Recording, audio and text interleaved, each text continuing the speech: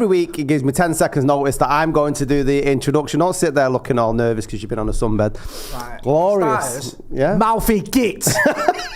Secondly, I pointed to you. You're a professional. That's your cue. I don't know who told you I'm a professional. 20 years you've known me now. You started moaning already. And thirdly, you didn't say thank you for the brew that I made you earlier, so I'm still holding on to that. To be honest, I've seen better brews. I've not seen better shows though. Nice. Scotty and Motty on a Monday with producer Alexei in the background, the voice of reason. We'll be getting to him when we decide he's worth any airtime. But obviously we're going to be talking about Sir Jim Ratcliffe's vision for Manchester United. Can he fix the hole in the roof? Is probably the biggest concern that I want to see. Do you always stick a Sir in front of Sirs?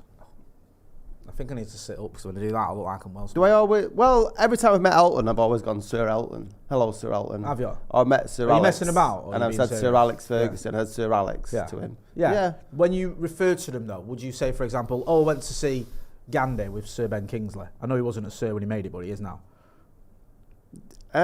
Yeah, I think. Yeah, maybe. Would you say Sir Keir Starmer is the leader of the Labour Party? No. Good lad. Because it's weird, isn't it? It's like, I don't know. Sometimes it feels like you do use a Sir, and you feel like it's right to do that. Other times it doesn't feel like. Would you say it's Sir Mick Jagger? No, but he is a Sir. I think it's whether I agree with the knighthood. Really? Yeah. So you actually say, right, okay, did this guy do enough to warrant it? Yeah. Like Sir Chris Hoy tapping. Who's he? Who's he? Was he the runner? Yeah, keep going. Was he the runner? What did he do? He was a cyclist. Or he is a cyclist. He's retired. I don't know about that for a knighthood. What's wrong with that? Riding a bike. He's really good at it. Well fast. Well, he must. Right, okay. What about Chris Boardman? Did he get a knighthood? Didn't he, Sir Chris? I don't know actually if he did. He might not have. I don't know. What about you, Alexei? Do you use Sir? No. What do you mean no? Well, why? Because like the king and queen or the queen or king even. I've been thinking about this recently actually because I've signed up to a big charity event where I'm going to be walking 490 miles. Well, I'm cycling some of it next year. So I was wondering, like, what do you get first for that? Is it like the MBE and then your OBE? I think the hierarchy is, and by all means, get involved in the chat. I think you get the British Empire Medal. That's the first rung. That's the BEM. Right. Yeah? So that's like, you know, if you raise like a couple of grand, you're probably in for one of them. Right. Okay. I'm not dismissing people who've got it, but that's what your first rung is. Then I think it's OBE. Yeah. Then I think it's MBE. Then I think it's CBE, and then I think it's NILD. And where's PhD? PhD. That's when you have very high alkaline content in your body. Right. Yeah. No, so I would aim for the BEM, I think. I might be wrong. Yeah. The BLM? The B no. I mean, go and do that if you want. Just make sure you don't get booed. The BEM, I think, is the British Empire Medal. I think that's the bottom one. Right. In fact, we can work this out. We've got access to the internet. Would you take one? No. You wouldn't take one? Nope. What about if it made your mum really, really proud? See, that's what I was sat on the couch the other day. I had nothing to do except for fantasise about getting a knighthood. I was wondering, my dad... That could have gone a lot worse, that conversation. I'm glad you said knighthood. Yeah, my dad was... he's very much a royalist, and I imagine he'd want me to get it. I can see you not getting it just to row with him. Because you, I know, yeah. You are elite level bickerers, if that's even a word. Like, it's good, because you can see you obviously love each other, but it's funny when you hide it so well. You have a row. It's his birthday tomorrow, actually. Happy birthday to my father. Well done on your greatest achievement, me. Right. We're going to talk football, or we've spoken extensively about football. What are you on about? Yeah. Shall we talk about Sir Jim Ratcliffe, as he's known to his missus? Oh God, I watched another film about Sir Jim the other day. Have you watched that yet? Oh, The Reckoning. Have you watched it? Oh yeah. I couldn't get. My missus thinks I've got issues because I watched that and then I watched the Savile documentary on Netflix. So every time she walks in the room, I was watching something about Jimmy Savile, and she said to me, "You've got issues, you. Why do I keep seeing you watching things about that nonsense every time I walk in the room?" And I can say that because he's not allegedly, he is, and he's dead. Could you get past Pauline Carth though? Great shout. Every time I watched it, I thought he's great, but I think I've finally figured out where the influence for. It's a paradox, you daft cow. Yeah. No, there is an element of that. Do you know what I didn't like about that? And I hate this, right? And we will get to the football in a minute. I hate prosthetics on actors. I hate it. I think it's just counterproductive. You don't need it. You didn't need the prosthetic chin, right? We know he's Jimmy Savile. We're buying into it. There's an element of suspension of disbelief with anyone who's playing a real life character. You don't need to stick bits of plasticine on the face to try and make him look more like Jimmy Savile. Just didn't need it. And it sort of became distracting. What about changing someone's colour for a film? Blacking up and that. Or browning up. Browning up. Whatever shade of We've colour discussed this. This is one of our first ever episodes. Sir Baines Kingsley, he did that for Gander. Sir Baines Kingsley? Yeah. Sir Baines Kingsley. It's been a Do you know something about Ben Kingsley? From Salford, isn't it? He is, but do you know his family are from the same region as Gander? So he was perfect for that role because people at first thought he wasn't. People thought, well, why is he playing it? He's not. He's from Yorkshire, but he studied at Salford. But his family are from that area. So he's, so people actually. I love that film. I can't remember watching. I might have done that. I'm gonna get pellets for this. I might have fallen asleep when I was watching it. It's very long. It is a long film. I've seen it a few times. He dies at the end. What else? Only for plot spoiler. Some people are in the chat. Should we chat to him? Well, let me just before we start to the people. Don't touch you on screen. Okay, we spoke about it.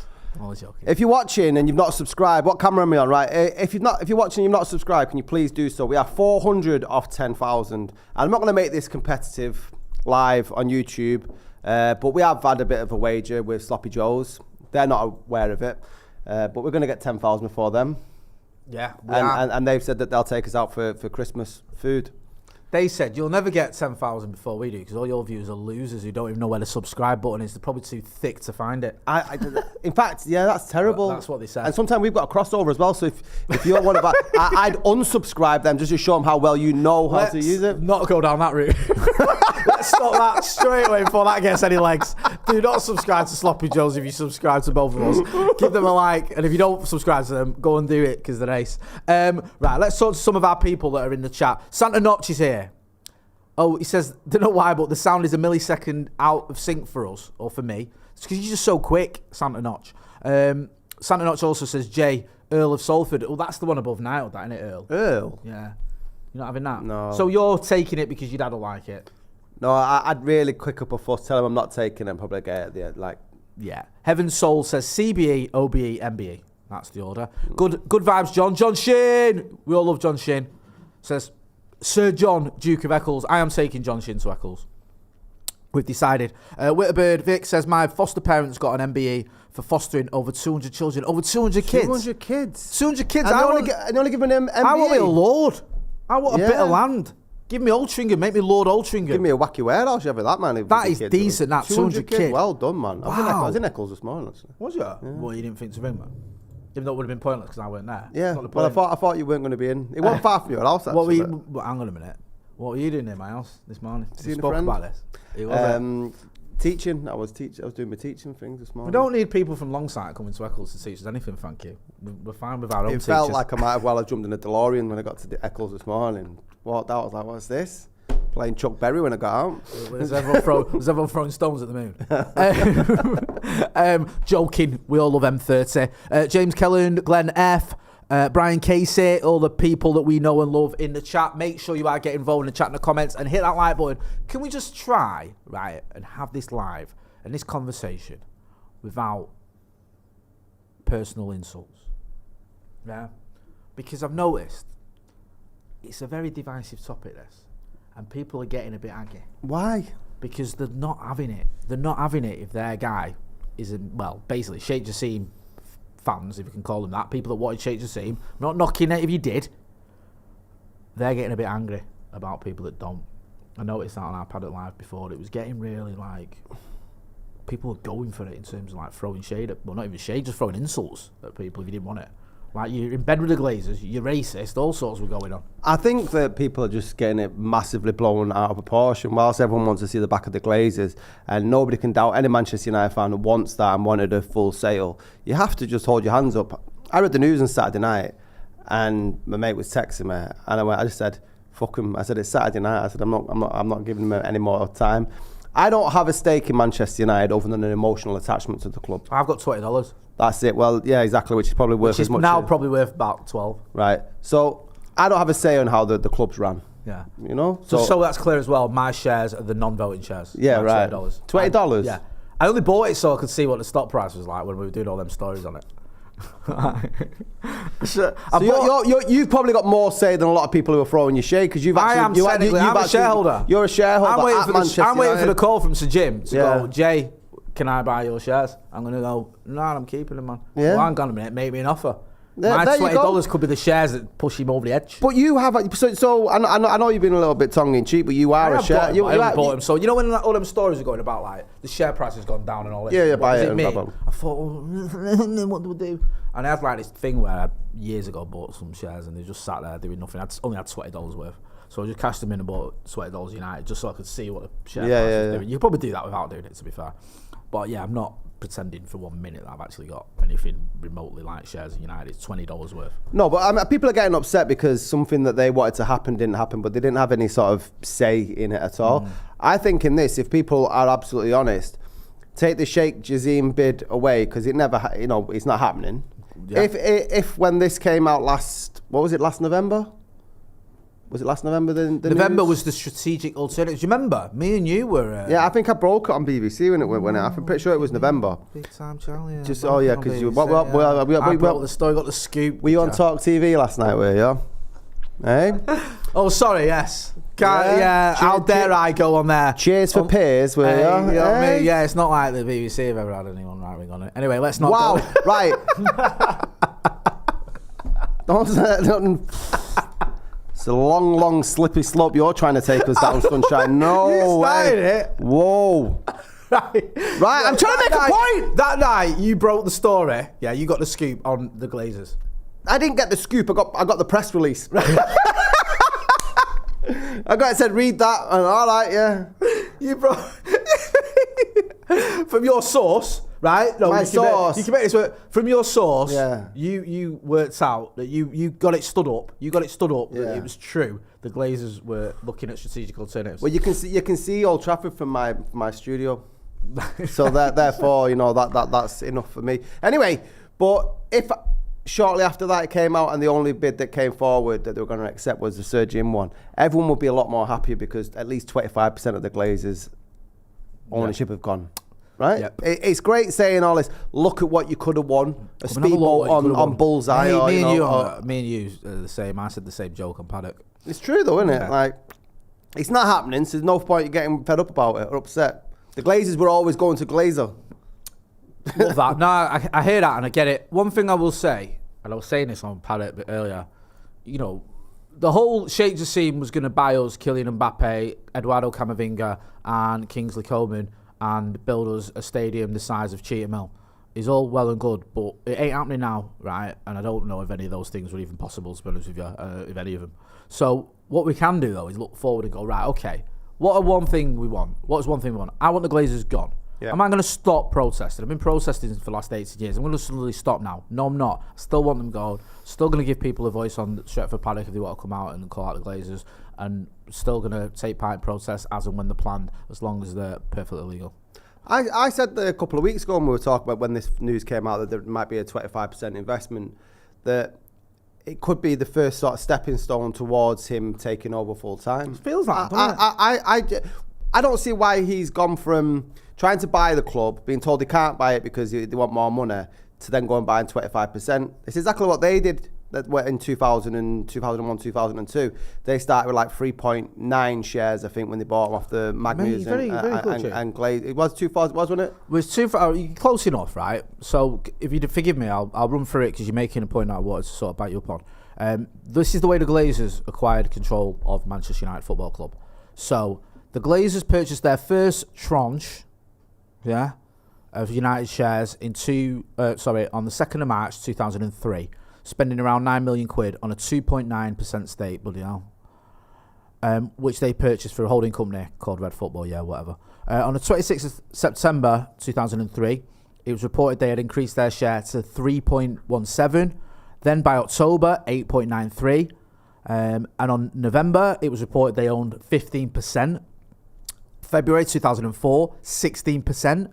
They had another increase, to 19% the following June.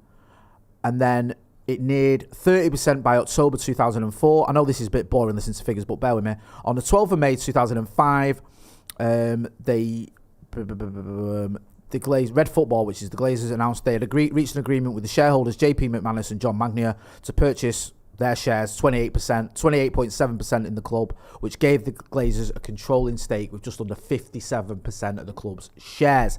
They then managed to secure the stake of the third largest stakeholder, take their shares to 62%. Then they got another 12.8% stake to go to 74.81%, just shy of the 75% threshold that would allow them to end the club's PLC status. On the 16th of May, the Glazers took their shareholding in Manchester United to 75.7%, and a month later they removed the club shares from the stock exchange for the first time in 14 years. And then it goes on to say they went up and up and up and up till they were so they basically owned it all, and they did, compulsory purchase orders and all that. Increments it was that they took over. Sorry, I went the long-winded way there. Over the space of what was that? 12 years? No, not even 3 years. Yeah, first one was 2003. From March 2003 to June 2005. Yeah, so I mean, and if rumours are to believe, this looks like it could be, if I'm right, over the next sort of 2 to 3 years when Ratcliffe you're the guy that broke the story, over. so you know. I think so. I mean, nobody's given me a press release this time, and I am clutching at straws. It just makes perfect sense that he obviously wanted to buy the club. He had the intention there. It seems like he's got a decent relationship with the Glazers. You know what I mean? So he might have had the conversation that they don't want to sell it now. He goes, right, well, I want a piece of the cake now. Yeah. And then later on down the line, and that's the way we don't know. We don't know, but we don't know what it looks like. I came up with this the other day, and everyone's like, "Oh, you're a Glazer apologist." That's the rhetoric we're hearing. I'm not. I'm sorry. And if you've got that point of view of me or anybody else who's trying to find any sort of positives in this, then you're an absolute moron. Yeah, I mean, I agree. It's an insult that's just bandied around to sort of willy-nilly, that if you don't just want Sheikh Jassim, if you don't want Sheikh Jassim, or if you're not crying that Sheikh Jassim isn't the new owner, then you're a Glazer apologist. I'm not. I want the Glazers gone. Yeah. Every single comment I've ever made, I think, on media about the Glazers has been a bad one, and how much I want them gone. Every protest I've been at, or every protest that's taken place when I've been around, I've gone to, including the one where we all stayed behind at the Forest game, the one where we walked out last season, the one with the Liverpool game. I nearly got sacked for going to a protest. Anyone calls me a Glazer apologist again, they better get their ass alongside. Exactly. So I feel like, it's just it's this daft insult. Well, you're a Glazer apologist. I want the Glazers gone, right? I hope that this is the beginning of the end of the Glazers at Manchester United. I don't think Sir Jim Ratcliffe is the perfect owner by any stretch of imagination. I think anyone who's made 30 billion quid in petrochemicals has probably done a few things we don't like, yeah? Let's not be naive about it. But do I think he has a better understanding of football than the Glazers? Yes. Do I think he'll be a better owner than Glazers? Yes. Do I think he could improve the lot of Manchester United more than the Glazers could? Yes. So I'm not saying that he's wonderful. He ain't. I said that when it was... Remember when we had this debate a few months ago about Jassim or Sir Jim Ratcliffe? I said they were both flawed. I think if he can get rid of the Glazers, though, and he becomes the owner of Manchester United, I think he will be a better owner than the Glazers. Let's go into some of the comments before we get the thoughts of Alexei. It says, Drive River says, Sir Jim Ratcliffe as a minority owner seems like a sideways move, but has the potential of creating more division within the club. So he thinks that actually could cause some more problems rather than fixing anything. Saves Mount 90 says, I think this is our only option and any change is better than no change. Witterbird says, question if I could ask, was it Malcolm Glazer that promised to remove the debt? So when he passed away, the sons and daughter just ignored that statement. I'll be honest with you, I don't think he had any intention of removing the debt, to be honest with you, Vic. Get involved in the comments in the chat and hit that like button. Please give us a like. What have you made of the sort of the come and have a look what you could have won stories doing the rounds? Does that make you sad? Does it make you think, oh, gutted? Or does you think this is just irrelevant? Because there's a lot of them, isn't there? It's irrelevant, isn't it? Yeah. It's all hypothetical, and it's we're not going to know. It's all, we're not going to know what it would have been like. Everyone's going to compare it to Man City or PSG or other state-owned clubs because that's they spent a lot of money and that's where we're going to go. But we're not there now. It's not happening. So what's the point? I don't understand. Understand the point. I hear that, and I'm with you. What do you make of the plans that we're hearing? And again, there's a lot of conjecture and rumours and theories rather than actual concrete, solid evidence that Sir Jim Ratcliffe is going to bring in a new director of football. I think in Paul Mitchell, who apparently did bits at Spurs, Southampton, and RB Leipzig. that he's going to be a little bit more hands-on in terms of the football side of things. I don't think he's going to get rid of Erik ten Hag. No. But in terms of maybe the person above him, if I was John Murtaugh, I wouldn't be buying any green bananas anytime soon. No. Good. I think we probably need another director of football. I'm glad you said that. I think so, and I think that's been a problem this summer. And where Ten Hag's made signings, I think it should have been a bit more negotiable. All right, he's played for you before. There's other people out there. He needs some time. He needs not a bad thing to help the manager. It's gone from one extreme to the other, where we had all this sort of Woodward going out buying Galacticos or players behind. Like, I don't know, Jose said a lot of players that he signed he didn't want them. Van Gaal said exactly the same sort of thing, and it's gone to the other extreme now, where Ten Hag seems to have bought players that he said and the board have just gone for him. Every football club needs a director of football now. So if he's coming in and he's got a good pedigree, I've not been massively impressed with John Murtaugh, to be honest. Do you know what? I'm with you on this one. And I got a lot of stick for it when I said it a little while ago. And I said, I just feel that the things he gets credit for and the praise that he gets for certain deals, I don't see why you're getting credit for it. Like, Casemiro. I love Casemiro, great player. He's 31 years old. We paid 70 million for him, put him on a 4-year contract. No one else was going to do that. Like, he wasn't going to get that at Real Madrid. He wasn't going to get that anywhere else, realistically.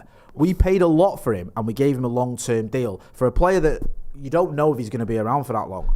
Christian Eriksen, love Christian Eriksen, but we gave him a long-term deal for a guy that died not long ago.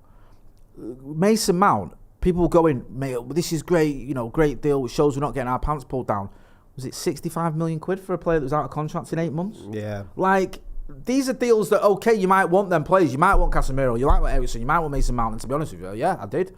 But they're not bargains. They're not like, wow, you've really done well to get over the line. Like, these are deals that I think pretty much anyone could have made. Well, if you look at was he in charge of the Anthony deal as well? Yeah, Anthony. Like 100 million euros.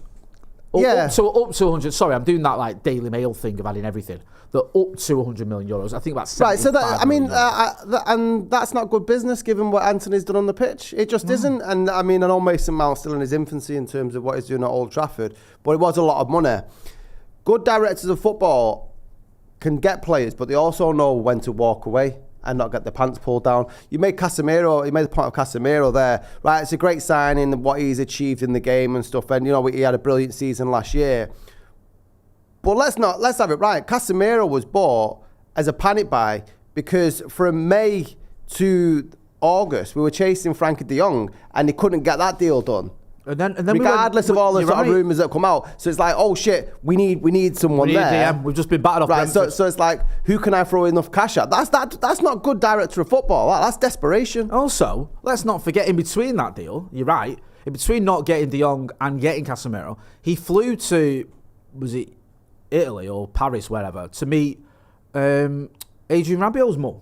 To try and get that deal done. I think John Murtaugh went there himself and he couldn't get that deal made. So, okay, you might argue would have rather have Casemiro than Rabiot, but the manager wanted Rabiot. That was a deal that could have been made there and you couldn't make it happen for whatever reason. So, yeah, I've not seen anything from John Murtaugh. You just get involved in the chat and the comments, right? And let me know if you're a fan of what John Murtaugh's done and you think, no, you're out of order, Jay, you're being harsh on him. You don't want to see him leave. You don't want to see another director of football come in. You think he's doing a good job. Fine. I'm all up for listening to that. Let me know what you think have been his sort of good deals. The one where you go, that is where John Murtaugh earned his wage.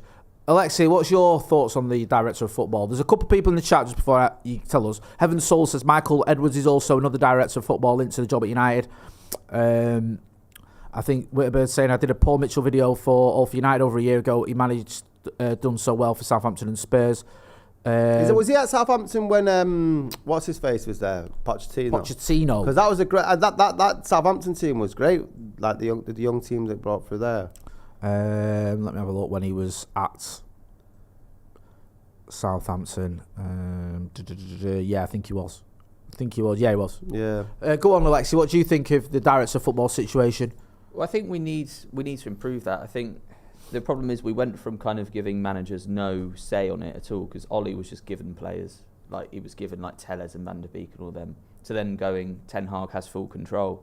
You need something in the middle because the reason Liverpool got really successful again is they sorted a proper director of football. It's that famous thing where they needed a winger and Klopp was like, I want Salah. but they had this like transfer committee thing, and they'd scouted the players, they'd done all the data. And the transfer committee said, we want to get Salah, and then Klopp said, no, I want to get Julian Brandt. I was going to say, I thought it wasn't Klopp who was keen on Salah. It was the scouting system. It was the transfer committee was saying we should get Salah, and Klopp was saying, I want to get Julian Brandt, and they had a massive thing about it, and they kind of signed Salah against Klopp's will, and you know, you look at it now, and Salah's, you know, done all right, hasn't he? He's done all right, and I don't know what Julian Brandt's done. So obviously you need some manager input, but you just need people. I think ideally what you need is to get a profile of player, so the manager goes, this is the profile of player we want. You then go and scout them. You come back to the manager and say, these are the targets, rather than the manager just going, I want this specific player, or the board going, we're just choosing your player. You need somewhere in between. And there needs to be a balance between the two of them. There isn't that at Old Trafford. Do you know what as well, right? You need to have a bit of forward thinking as well. Like, what players suit Erik ten Hag, yeah? These are the players for Erik ten Hag. How long is he going to be your manager for? If it doesn't work out with Erik ten Hag, if you don't think he's going to be the manager for... Say you buy a player who's 22 years old and that player's signing a 5-year deal. Is Erik ten Hag going to be 5 years? If he's not, who's going to be the manager after him? Now, you might think you can't look that far ahead. You can, because clubs do.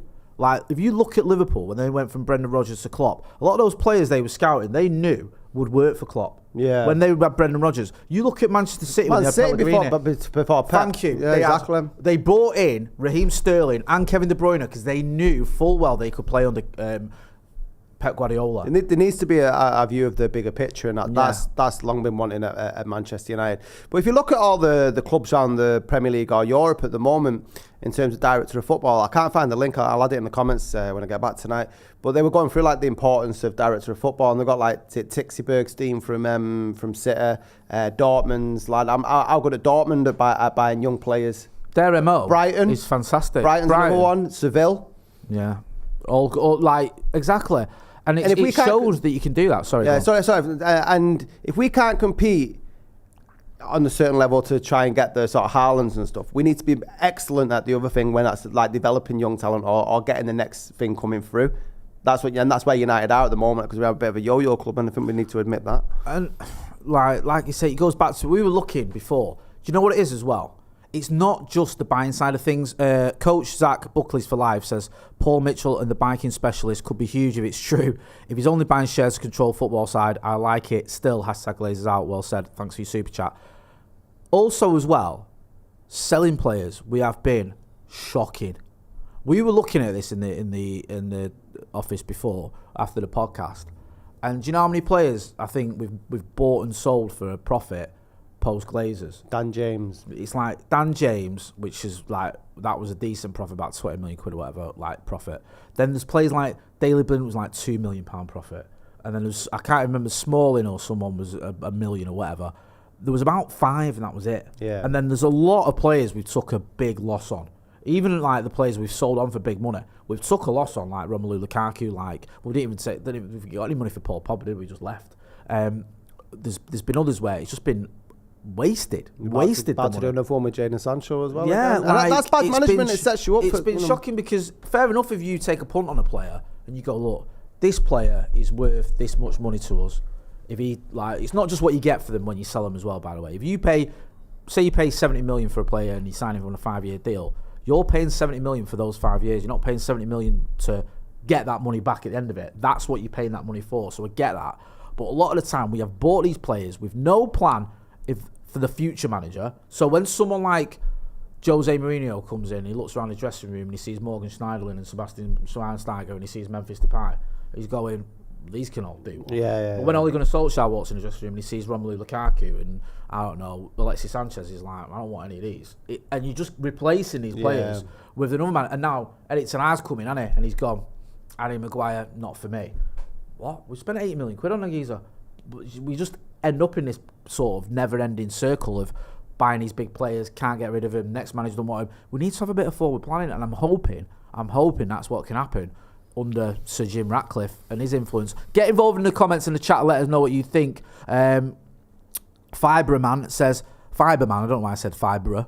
Fiberman says, until either the club financially decides they're going to invest in the squad or we can actually move on players before they turn rubbish or become wrong-uns, how much can a director of football do? There's a question for you.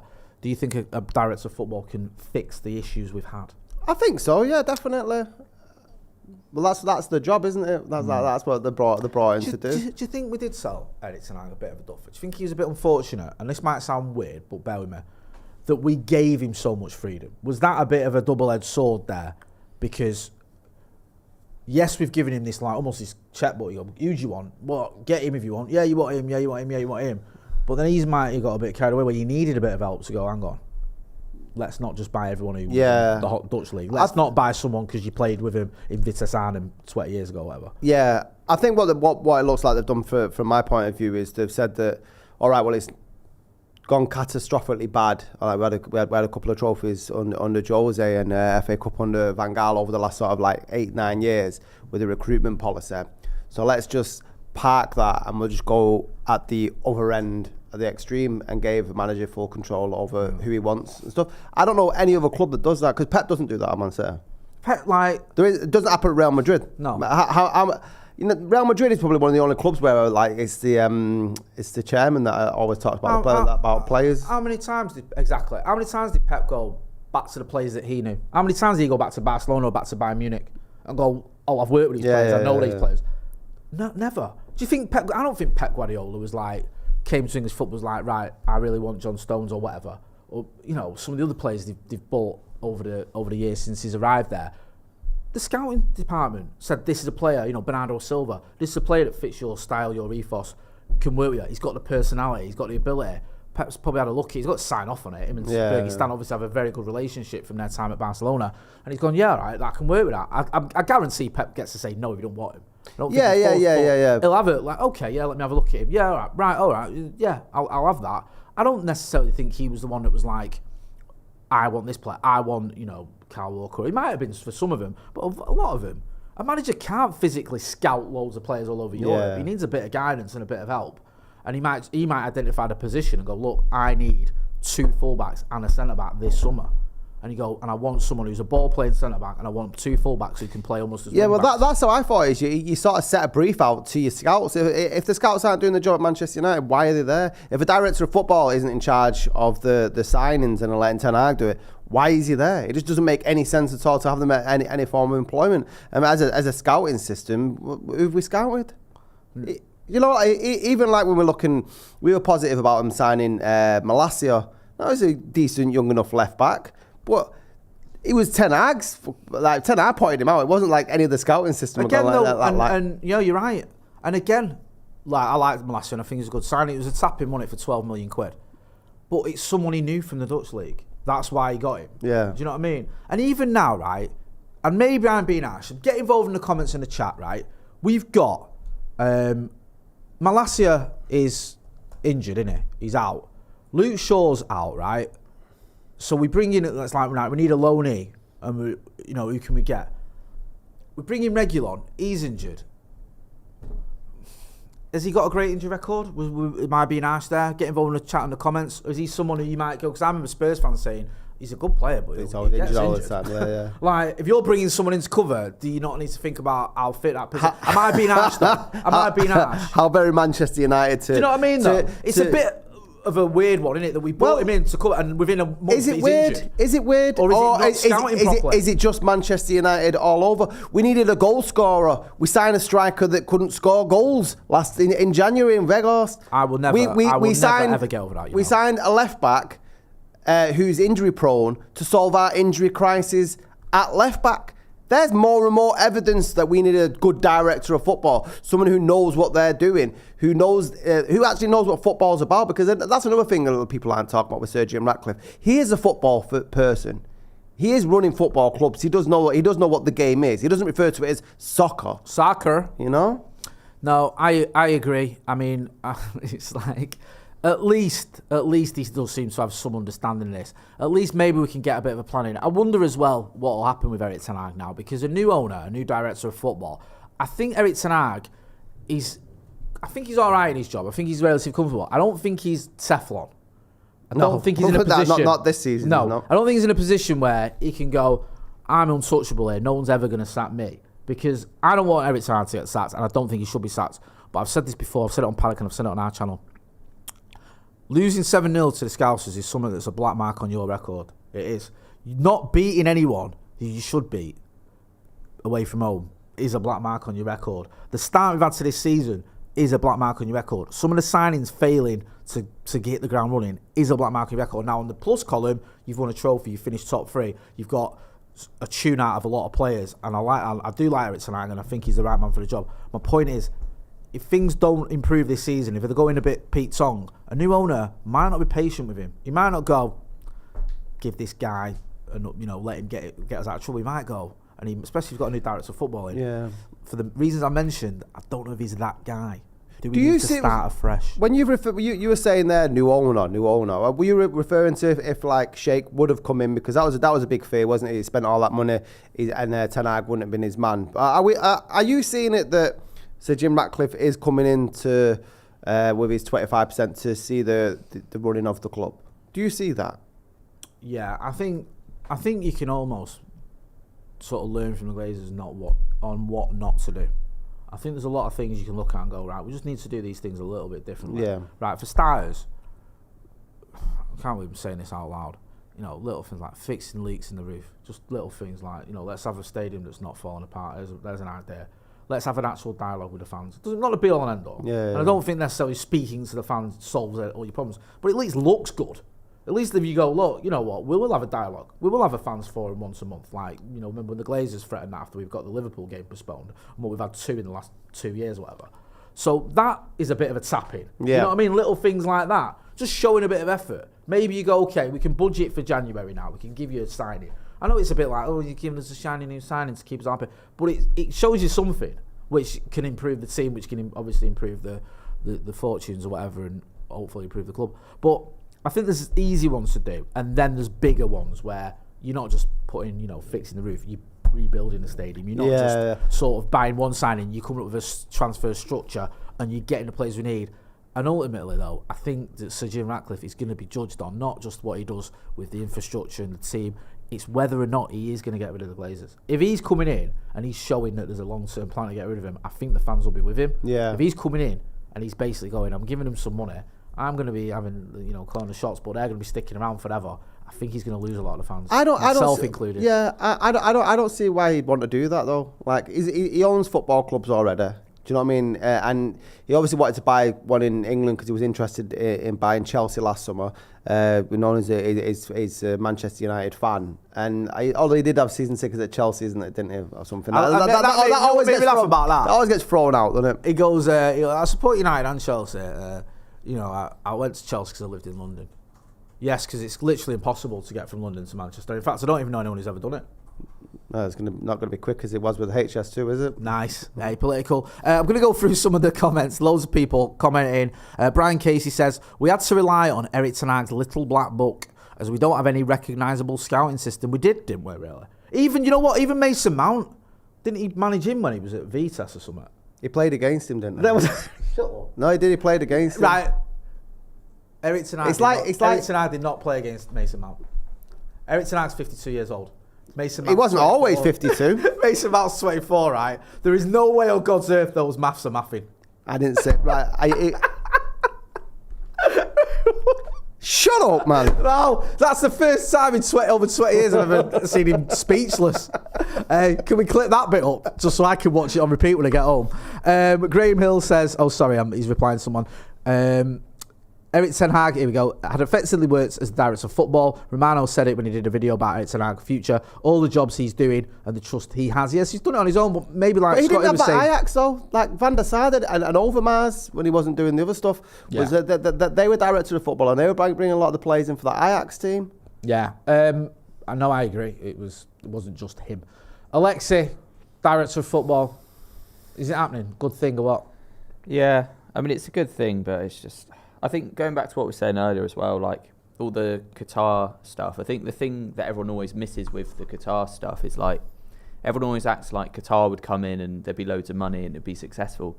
PSG haven't been very successful and they've spent loads of money there and people kind of just, because obviously everyone has the argument based on the morality issues, which I completely get and I agree with or whatever, but PSG have been a disaster. They got beat by that shower of shite at Newcastle the other day. Yeah, and that's when you know anyone who gets beat by them, especially in front of their idiotic fans, wants to take a look at himself. When you spent about 5 billion and Sean Longstaff is scoring against you in the Champions League. Hey, imagine that. Imagine getting battered off Newcastle. That is the lowest of the low. Imagine supporting Newcastle. We're only saying, in case you're wondering what we're going about, producer Ethan, who's sorting out Sloppy Joe's, who's a Newcastle fan, he's there. Ethan, are you there? Morons.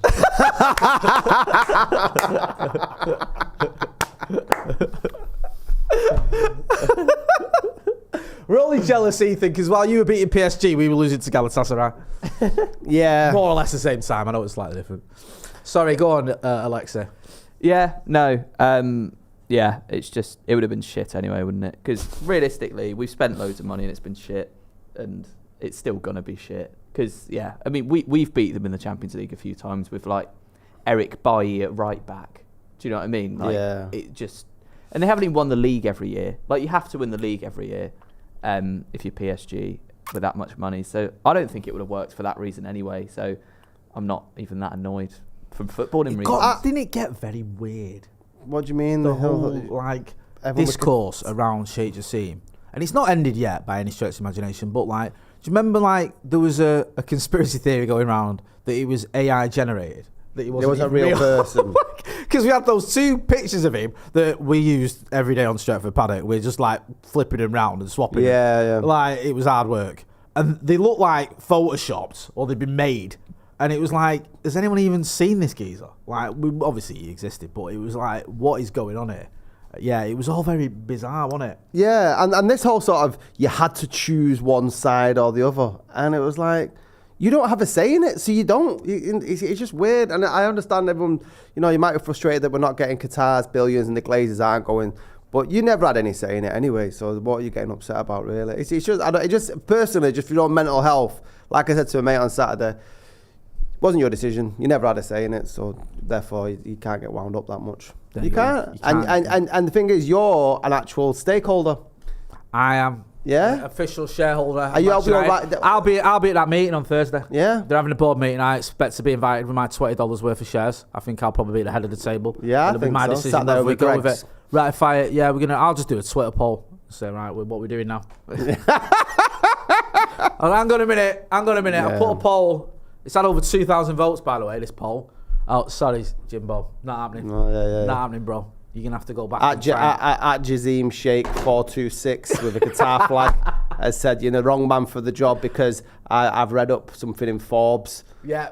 But I didn't get past the paywall. Piss off, man. Right, listen, if you're watching now, subscribe, please. We have 400 off 10,000. We have promised to let Alexei on the camera if we get to 10,000. We may drop the price for our patrons because, you know, we're kind like for 10,000. But everyone that's watching, make sure you're liking. Been a big show tonight, man. Lots of people watching, isn't it? Yeah, man. You give the people what they want and they'll get involved. I like the discourse. I like the chat we've had. Very few insults. I mean, there's been 1 or 2, but very good. Like to see people chatting, everyone having a good chinwag about it. Listen, we all want what's best for Manchester United, right? We all do. We want to see us successful. We want a club, a ground, a structure, and everything else we can be proud of. We want to see if you're sending your kid to the academy, he's going to be at the best facilities, or she's going to be at the best facilities. We want to see all that jazz. We might disagree on the best way to get there, but ultimately, we all want the best for the club.